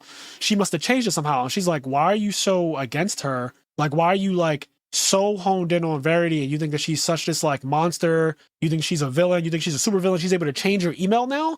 She's able to change the outgoing email and the incoming email? Like, 'cause it's the same on both screens, right? Like it's the outgoing one from your computer and the incoming one from her computer match up. So she's able to do both of those things. Like, how is she doing it? She's like, I don't know. And I think she's even saying like she was always like a computer nerd. Yes. Like she's doing something weird with computers. She knows how to use computers. Like, I don't know. She's doing some weird shit. I'm telling you, like, I sent the email. Yep. So they're freaking out. Verity is acting super like shy and like, oh, like, please just you don't have to raise your voice. She's like, I'm not raising my voice. And she's like, you are raising your voice at me. And then the boss is like, you are raising your voice. Can you just please calm down? When this happened, because I still don't understand what's going on, I was like, oh, is this like an episode about microaggressions that Black people experience? Because they chose the characters to be black and white. And normally it's like, okay, whatever. Like, you know, I work with a bunch of white people. I'm the one black guy in my company in the finance department anyway. So it's like, okay, whatever. Like that's a normal dynamic that I experienced. Like, but then the microaggression thing, I was like, this seems like she's dealing with a lot of microaggression because they're saying, oh, now you're getting loud, you're raising your voice, but she really wasn't though. Yeah. To me, she was talking perfectly normal, but then her and the boss are both like, no, you are getting a little like angry and you're getting loud. And I was like, oh God, like this is kind of like a whole thing on, microaggressions. And I was like, they're going to make it seem like she's this angry black woman when in reality, she's just reasonably expressing herself. And she's like, no, like she's getting gaslit. She's getting gaslit to all hell. And so this is what I think the episode is about. I was like, Mandela effect combined with like microaggressions. And I was like, this white girl's playing victim, but she's really not a victim. You can kind of tell that something weird is going on. Everybody's kind of teaming up on Maria, but it's deeper than that. So then they get into like this whole argument. She's like, I don't know how you did it. Like they confront each other. Everyone else is gone. So Verity and Maria have it out. She's like, I don't know how you did that, but you're doing something and I'm going to get to the bottom of it. And like, you're so fucking cooked or whatever. And she's like, I don't know what you're talking about. She's like, you do know what I'm talking about. I sent you this email. I think what you're talking about, the part where like no one's there is like she comes in like late for work. Yep. Apparently there's like a meeting and somebody's like, hey, you didn't go to the meeting because the meeting was like an hour before. And there's a whole bunch of people still in the meeting. And then she's like, there's no meeting. What are you talking about? They're like, everybody got a meeting. And then she checks her phone and she has a message about a meeting that like just wasn't on her phone before. But while everybody's still in the meeting, it's her and Verity and they have like this confrontation. Yep. They have a conversation. At the end of it, the craziest shit happens. Verity goes in the fridge. She grabs the carton of almond milk and she chugs it right in front of Maria. Mind you, no one else is around. But she chugs this whole thing and then she just drops it on the fucking floor. And after she drops it on the floor, she just walks back to her desk like nothing happened. Maria is standing there stunned. She cannot believe that just happened. Like she cannot believe this girl is not only denying everything, but she just also chugged that other person's almond milk that doesn't belong to her, but she did it anyway. So Maria's standing there. Everyone comes in the office now. So all the other coworkers come in. They see the almond milk on the ground. It's like pouring out. And they're like, yo, who the fuck drank my almond milk? No one is saying anything. So Maria is looking over at Verity like, bitch, you did this. You did it right in front of me. Why are you not fessing up to it? So Maria's like, okay, Verity did it. Verity drank the whole thing. She just chugged the whole thing in front of me blatantly. And Verity's like, what? No, I didn't. Oh my God, you still have it out for me? Like, you can't let things go. Now you're just blaming me for random things. She's like, you blatantly just did this. So then the bosses comes like, okay, you two, I can't deal with this anymore. We're just going to check the security camera. Verity goes, wait, what? She's like, yeah, we'll just check the security camera. And then Maria starts smiling. She's like, oh yeah, we can just check the security camera. So then they go in the boss's like IT room or whatever. They pull up the security camera. And right before he's about to watch it, the fucking Verity girl, she pulls up this pendant, this thing that's hanging around her neck. It's like this little pendant thing. She pulls it up to her mouth and she's like, the security camera is going to show Maria drinking it basically. Or like Maria is the one who really drank it. She just says that. And then on the security camera, you see Maria snatch the almond milk from Verity. And then she drinks it on, like, you see Maria, the black girl. She drinks it like fucking stone cold, catching a beer. She's like, bleh, like dumping it in her fucking face. Yeah, like she just destroys it. Like she downs it so crazy. And she's like, that's impossible. Like, I did not drink that. She was like, also, I definitely didn't drink fucking almond milk because I have a nut allergy. Yeah, and this is something that's made clear, I think, early in the episode that she has a nut allergy. Yes. And so she's talking about how she has a nut allergy. And then, like, I think Verity says, like, what's a nut allergy? And then, like, her boss is like, yeah, what are you saying? Nut allergy? Like, they're like, what's a nut allergy? Like, what? Yeah. What's an allergy? Verity specifically says nut allergies don't exist. Crazy because she's like, what the fuck are you talking about? I have a nut allergy. And they're like, what's a nut allergy? Like, they're like, they just changed it to something else. Verity said into the pendant, nut allergies don't exist. Like, she just wiped it from existence. Like, nut allergies do not exist. So she says that, and like, now all of a sudden everyone in the world doesn't know what a nut allergy is. So as Maria's trying to say, like, you know what the fuck I'm allergic to, like nuts, peanuts, cashews, pistachios. Like, you get what I'm saying. And they're like, no, we're confused. Like, we don't know what a nut. And Google it, and Google says, like, Google doesn't know what you're talking about. Yep. They're like, what is nut allergy? Yeah, like, it just completely doesn't understand it. So now Maria is freaking the fuck out. She feels like she's going crazy. I mean, she literally is going crazy. Verity is smiling at her, like she's smirking at her, and then she like winks at her. So she's like fully just acknowledging, like, yeah, bitch, I'm fucking your life up and I'm making you look crazy. And Maria's like, I don't know how you're doing this, but I'm gonna get to the bottom of it. So that kind of end scene there. At the same time, Maria is like trying to reach out to somebody on Facebook who was in the same class.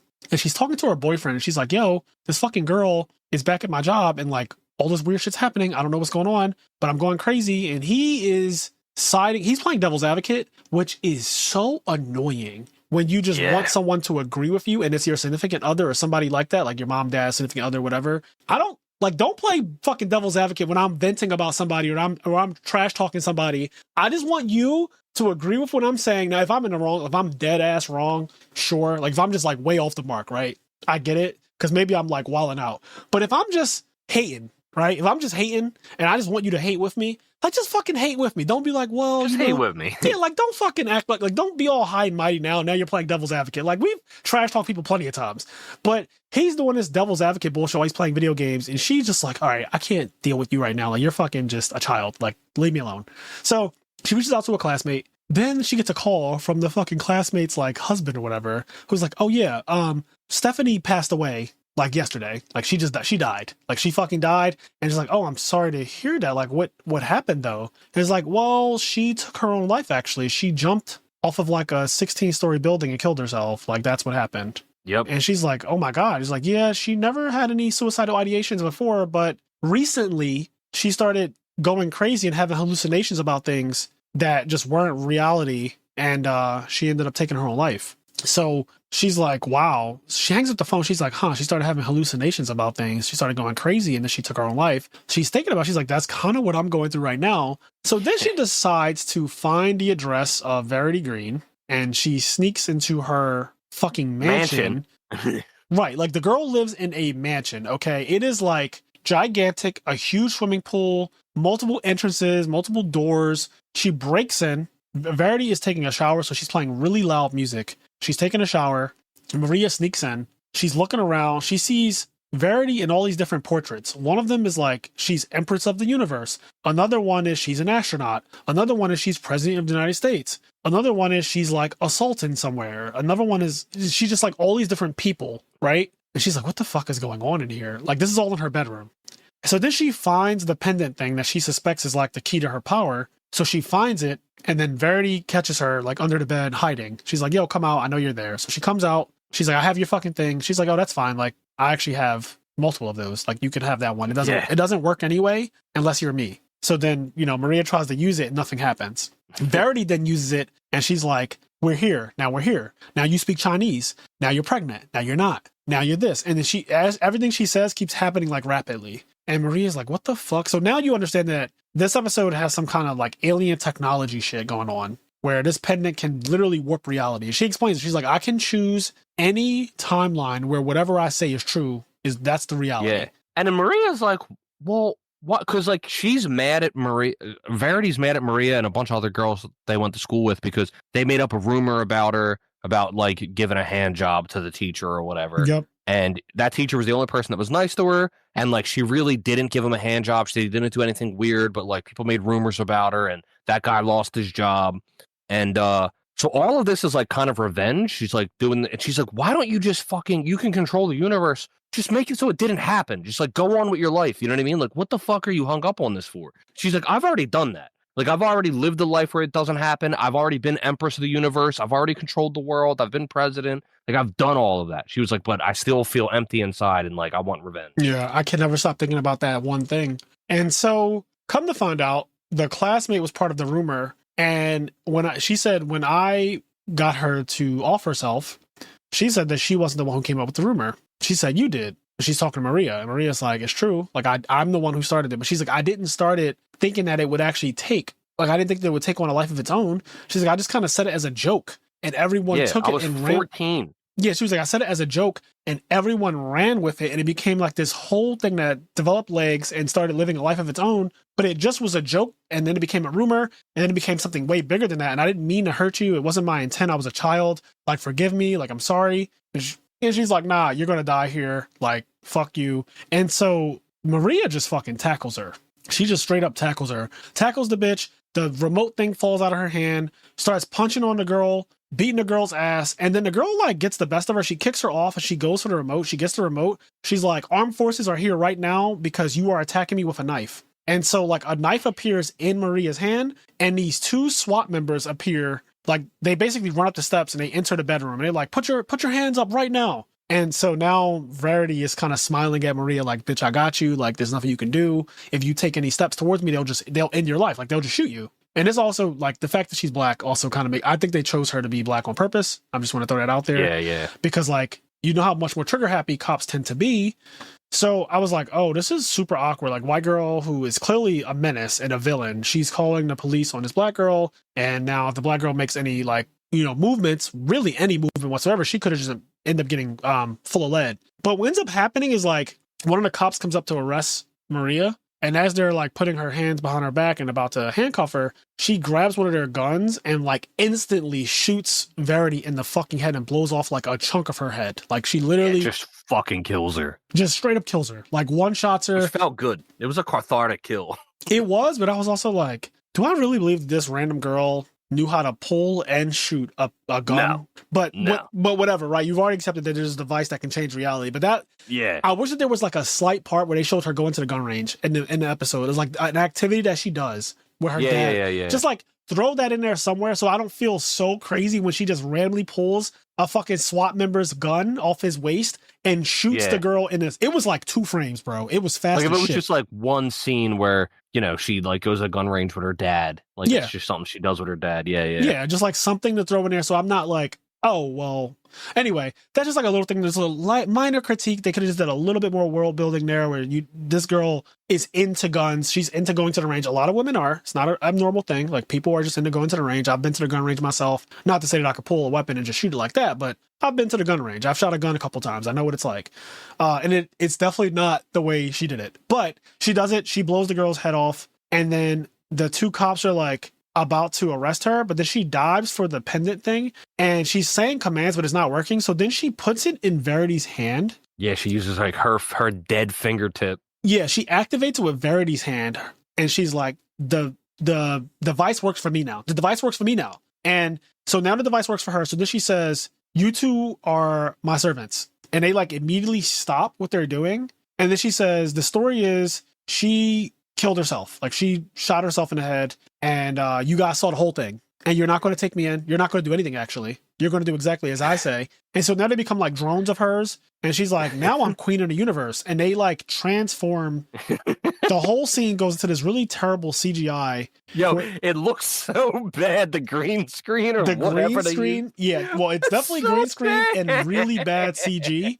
It's like awful CG. Like it's probably some of the worst I've ever seen because Black Mirror has had CG obviously before. I don't know if it's ever looked as bad, but it's like overtly bad.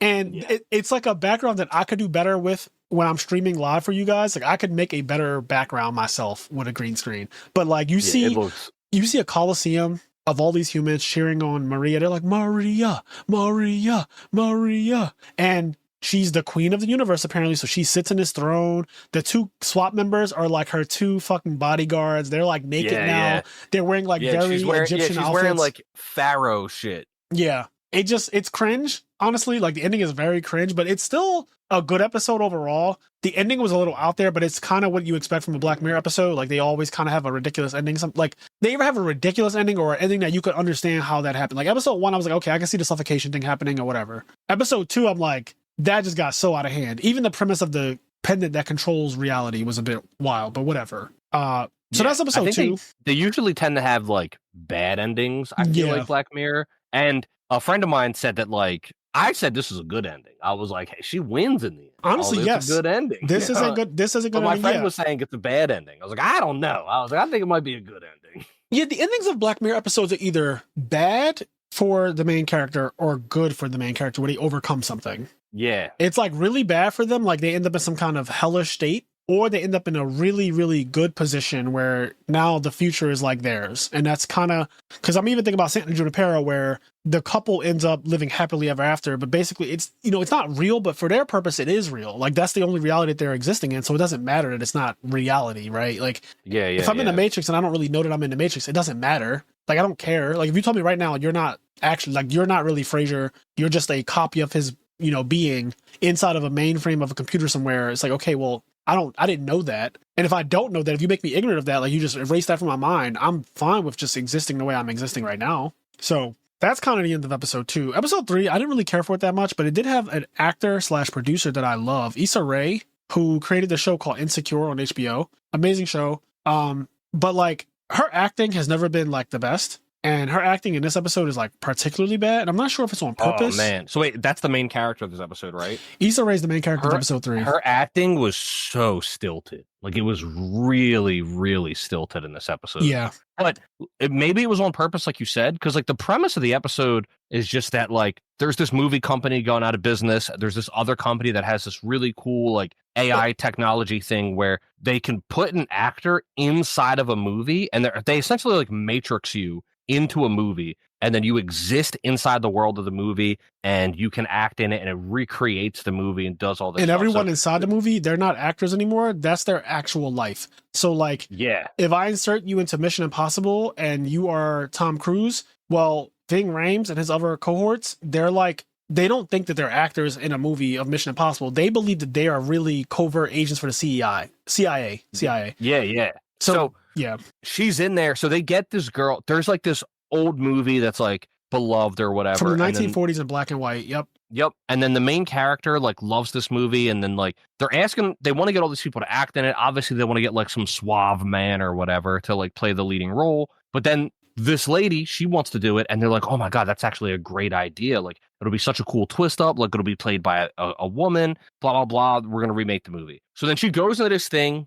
They break it all down. They tell her what's going on. She has to like ascend, and then she gets matrixed, and she's in this black and white world. And then, so this is where her acting feels really weird, because she is like a 25 person with like our kind of lingo and whatever. And like, yeah, but then she's around these people that are like, good day, sir. And they're like walking around in this real 40s way, talking in this really old, like theatrical way. And then she's like, "Hey man, what's going on?" It's like, what? Yeah, it's really cringe, just because she's so out of place. But then like her actual acting, even if she was like, I don't know, it just seems like she's acting bad. But again, I don't know if it's on purpose or not. But that aside, you're describing it perfectly. Like she's in this world where it's the 1940s, but she's not speaking like them at all. She's just talking like us. And the movie's in black and white, so when she gets transported there, she's in black and white. She's taking over the role of a white man, and she is a black woman. So, like, this is a huge character change / swap. What I thought this episode was going to be addressing was what we've been talking about lately, with people being mad about fictional characters being changed. And I was like, oh shit, Black Mirror, because this is a great platform to do this. Black Mirror is going to address this in a way. Like they're going to make an entire episode where, because Issa Rae, the main character, she makes a point of it when she gets teleported into the world. She's like, yo, I am me. Like, I'm not, I thought you guys were going to make me like the white man, but I'm a black woman. Like, how is my co-actor, like the woman that I'm supposed to be making fall in love with me, how is she not going to notice? What, like, one, is she a lesbian? Like, is she all, because they're supposed to fall in love. In the original movie, the white guy falls in love with the woman or whatever, and that's like the movie. But like, she is fully a black woman. She's like, is she going to fall in love with me because I don't look anything like him? I'm literally like the exact opposite. I'm as opposite as you can be. He's white, I'm black.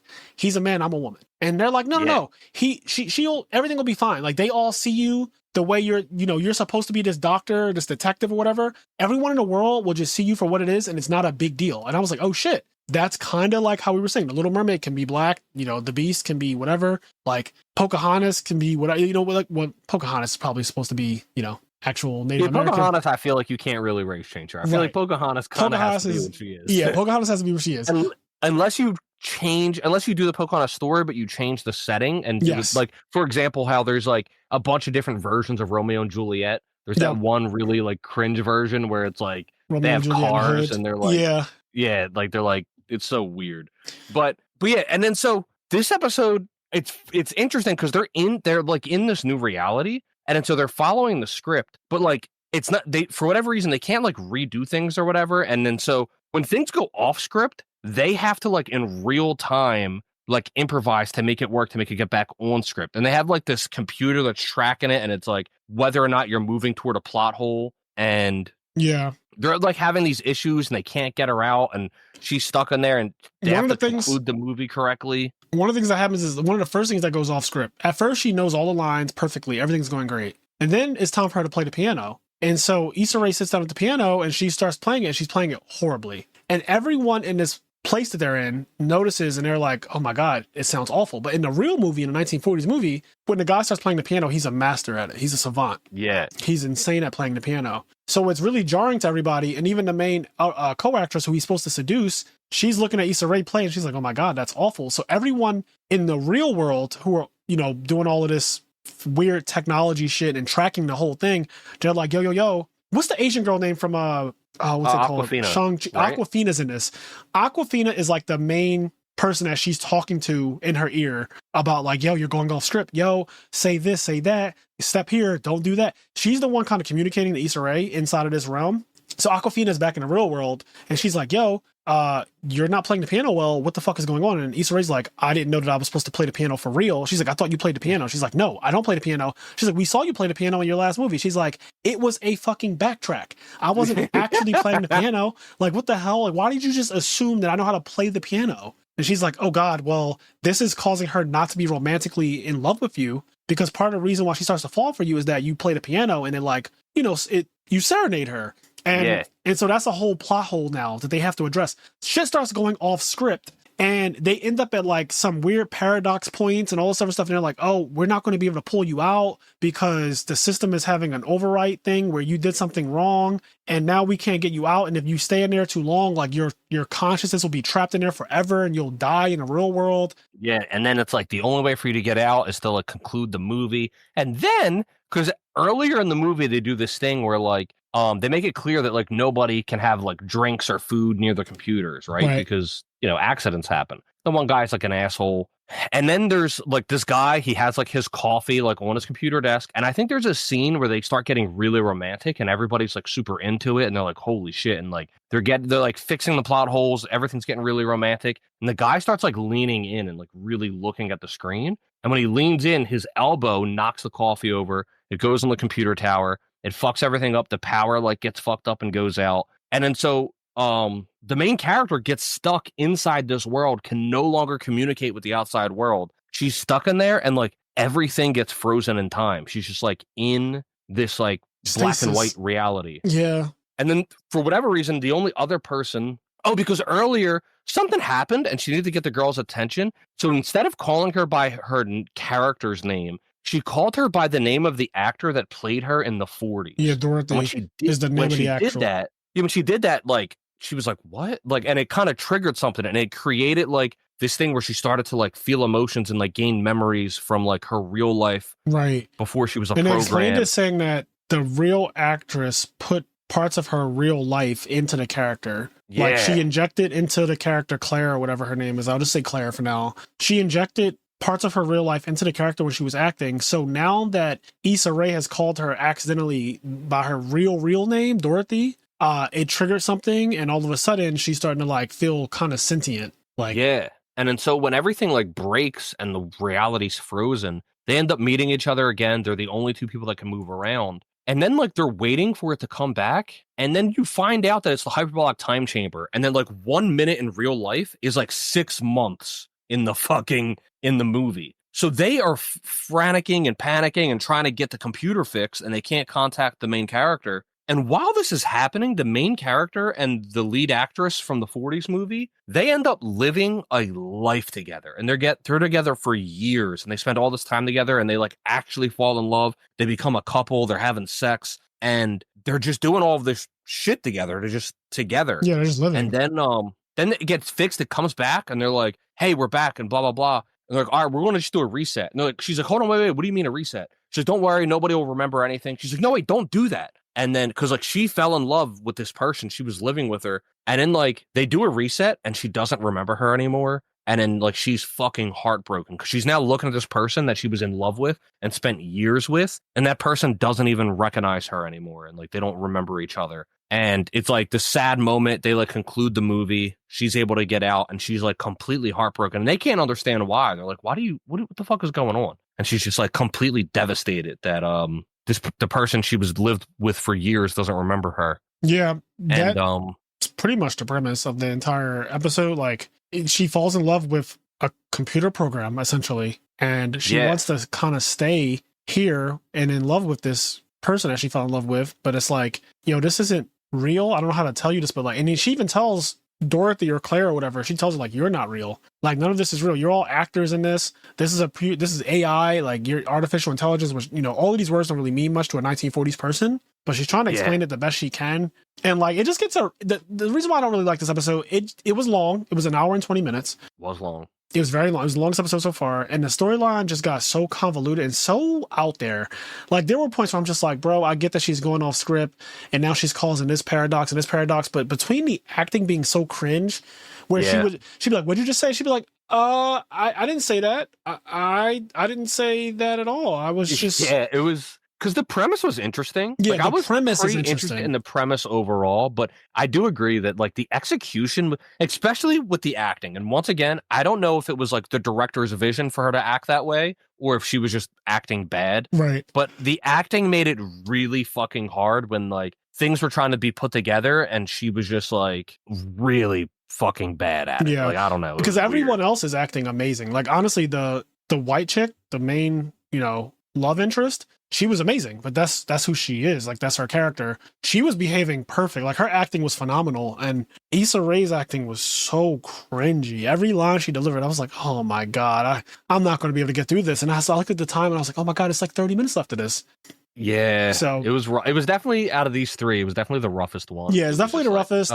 It's long, and it just kind of, I think it went 20 minutes longer than it needed to go. Like, they could have I got the idea. Shit is fucked up now because you went in here, you went off script. They didn't discuss it with you enough beforehand that like you probably shouldn't go off script. You need to stick to the script as much as possible. Can you play the piano? She just got thrown in there. She didn't know what was going on. Yeah, she started filming a week after she found out about the job. It got turned down by like Timothy Chalamet, Chris Evans, fucking Thor, Doug Humphreys or whatever. Like, they all turned it down. So she ends up getting the role, and she always wanted to be the lead in a movie, and everyone sees her as kind of like a love interest of a man. So she was like, well, I want to pursue. The episode started off with a lot of promise, like her saying, I don't want to be the one being pursued in every single role. I'm kind of typecast. They put me in a box. She was always either just like the girl, like she was always the love interest, or she was like a femme fatale kind of thing. I think like she was always put in a box, like you said. She wasn't ever the lead role of like the person doing the pursuing, the person like, finding, like, I don't know. She was always the pursued, not the pursuer. Right. And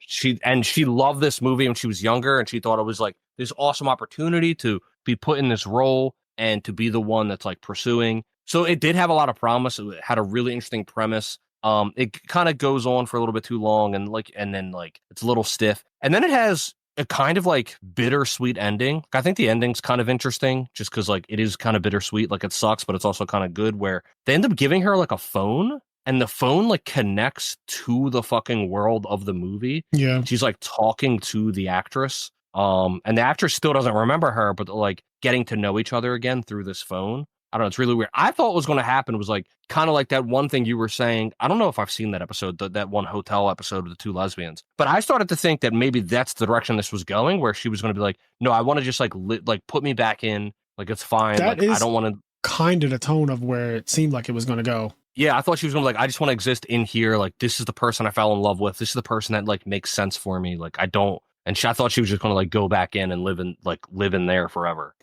Yeah, no, I thought so too. It didn't even end the way I thought it would end. It just kind of ended with that phone call, and I thought that the episode was definitely the weakest. Like, great premise. I think if they had chosen a different actor to do Issa's role, it might have been a better episode. And if they trimmed down like 20 minutes of basically having to repeat the idea that you're off script. Yeah, because it kind of just like happened over and over again that you were off script. Like, random weird shit would happen, and you would see the 1940s version of how it's supposed to happen. And then you would like, this old fat lady was supposed to die by drinking the poison by accident, but the poison spilled, and then so her dog drank it, so then the dog died. And then like that changes they everything. just like kept showing like a bunch of random shit, and it was like weird because like the acting was really cheesy, and it was just like it got reiterated a bunch of times. So yeah, definitely. It was like, yeah, we get the multiverse idea. Like, it, you do one thing different. This is a fucking influx point or whatever, like an inflection point in a timeline. So now if you do this, now the timeline changes this way. I get that. Like, you don't have to keep drilling it home, but they kept drilling it home.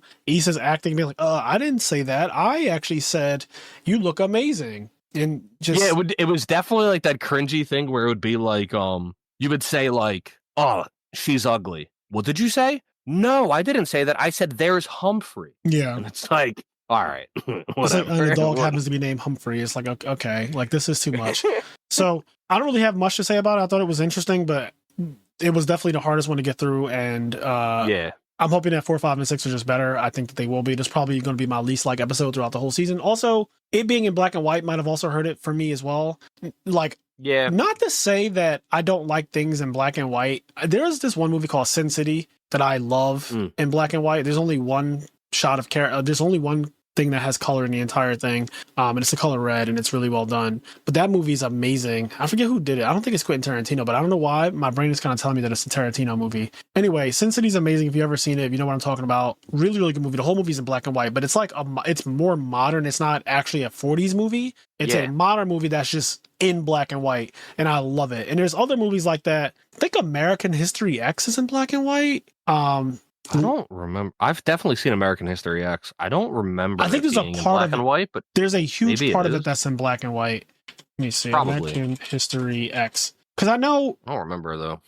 I'm looking. Okay, yeah. I found like if you just go on images and look up American History X, you see like certain scenes are just shown in black and white. And I remember there's a whole portion of the movie that just is devoid of color. Like it's just black and white for like over an hour. Yeah. Like there's a big portion of the movie that just takes place and it's just purely black and white. And I love that movie. So it's not that the black and white is like the reason I don't like this. I would say that it adds to like the things that I don't really care for, on top of the bad acting and the overdone storyline and the length of the episode, and all of those things add to it. And it's just like, all right, I'm good on this one. Like I was definitely looking over at Instagram like I'm ready for this one to be over, bro. But episodes 1 and 2 phenomenal. Check out Black Mirror if you haven't started watching. You can also just watch any episode of Black Mirror without ever seeing any other episode, because that is kind of how Black Mirror is. It's an anthology. Now, Kenny is telling me that the last episode is a follow-up to a previous one, which is not normally how they do things. So I will recap for that specific one. But every other episode is an anthology. You can watch them completely separate from each other. It's not like the season's like, oh, if you don't see episode 2, you can't see episode 3. They're not even the same. For the most part, if you just throw a dart at the wall, if you watch any random episode of Black Mirror, it is completely irrelevant to any other episode. Yep. There might be little like references and things like that, but they're not necessary for you to know. They're more like Easter eggs. Yeah. They exist more like Easter eggs. So like in the last season when they had like Streamberry, which was Netflix, I think when they were scrolling through, all of the things on the Netflix app were like movies, but they were episodes that were in that season actually. Yep. Like, because that was in episode 1 that they showed that, and one of it was like the documentary that ends up happening in like episode 2 or 3. Yeah, that was really cool. I like that a lot. The fact they did that, it's like foreshadowing or whatever. Okay, well, I mean, that's really everything I wanted to say on this. Like, I feel like we covered the first 3 episodes. So, guys, thank you so much for your support. We're going to read out the names on our Patreon at the party member or higher tier. We have Bread Butt Gaines, Nova Leo, Stand Ready for My Arrival Worm, Xavier Swift, This Ain't God, This is Stanley Earl, The Sultan of Slot, The Sung Jin Woo of Yu-Gi-Oh!, Andre Reynolds, Vincenzo, Dallas Bailey, KJ, How Much Media You Got, Sarah Maria, Alexa Hearn, FT Campa, Traveler of the Burning Abyss, Gores in My Prison Pocket, Sugal, Vicky Venomine, Elijah Barfall, Tyler Jadeo, Volvi the Mega Monarch, Reed, One Piece Sincerely, Peacock the Enraged, Janitor 215, Thomas Rue, Joshua Kara, Eric Chai, Brian Moore, This Ain't God, This is City Councilman Eric Mays, Mike and John, and then we have... Before I read this, I just want to say I appreciate the bread butt. I appreciate it. Bread butt is great. People accepting bread butt. Anyway, Kenny says Tim Bailey's glazed smooth butt. Speaking of butt, I'd win. B-Dog23. CP9 is the hamster Raiko Kaias of One Piece. Oh shit!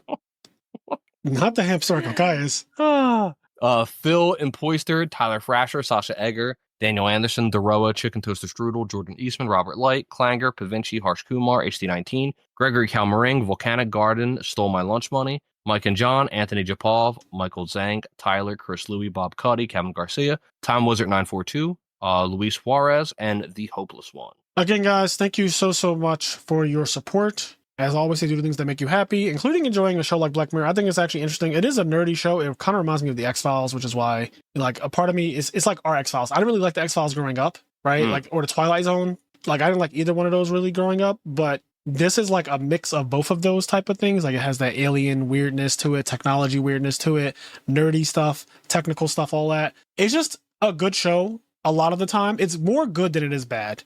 And I think it's also thought provoking. I think the show was overall thought provoking, which is why me and Kenny still watch it. Like, I think that if we weren't getting anything from it, we would have given up on this show because it's in season 7, for God's sakes. We would have given up on this shit a long time ago. But like, you always get something. Yeah, what helps the show is that on one end, the seasons are never long. It's also really easy to watch because they're not connected. Right. So it's easy to just watch it. You don't have to remember previous information to enjoy it. You can just watch it. It's a lot of really thought-provoking episodes. Every season tends to have like horrible, like at least one horrible stinker. That werewolf one was so fucking That werewolf wild. one was crazy.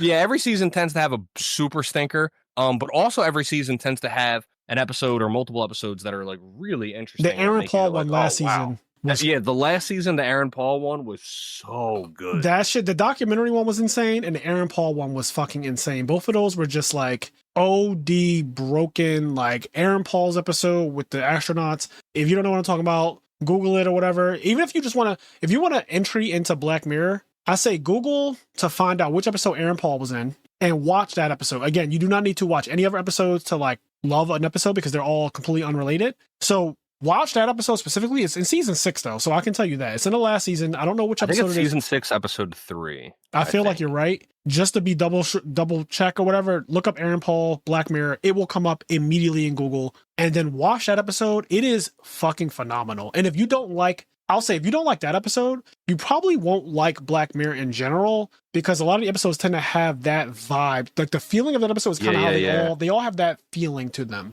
They're not all the same, but they have a certain feeling to them where you can kind of tell if I was watching a show, if I walked into somebody's apartment and they were watching a TV show, I can kind of tell like, is this Black Mirror? Yeah. Another episode, I don't remember what, but I feel like this is one of the episodes that get talked about the most, like throughout the years of Black Mirror. So many people I remember referencing this one. I think it's like season 2 or maybe even season 1. The one where like your eyes, you can replay any memory that you've ever seen. Yep. And there's like a guy, and I think he's replaying memories of like him and his girlfriend, and then like some crazy shit ends up happening. Yeah. I don't remember exactly. It's been a long time since I've seen it. People talk about this all the time too, because we're getting there, where you rate every interaction you have with a person. So like, So me and Kenny have a podcast, and at the end of it, basically Yelp. Yeah, you Yelp people. Yes, but it matters because you get reviewed, and that is currency. So if you get like a lot of bad reviews, you now can't do things like go to med school. You can't become a lawyer because you have like really bad reviews overall as a person. So like after we have sex, you pull out your phone and then like you rate each other. After you get like, if I go to Starbucks and I place an order, the way the barista like, you know, talks to me, the way they make my order, the way they present it to me and everything like that, I then rate them after that experience. And you might not even be allowed in Starbucks if you whatever the fuck that place is called, unless you have like at least a 4-star rating. You know? Like they won't even let you in certain restaurants. Right. If your rating falls to a certain point, you are not allowed to do certain activities that people who have a better rating are allowed to. So it creates like a classes system, like a social system. It is really interesting. That's one of the best episodes as well. And I hear people talk about that, like rating people in every interaction. Because you can kind of do something similar with Google reviews. Like I can just go on Google and rate a business, and you know, eventually it might just be people. But anyway, yeah, this is probably the longest, you know, do what makes you happy. But we'll catch you in the next one, guys. Peace.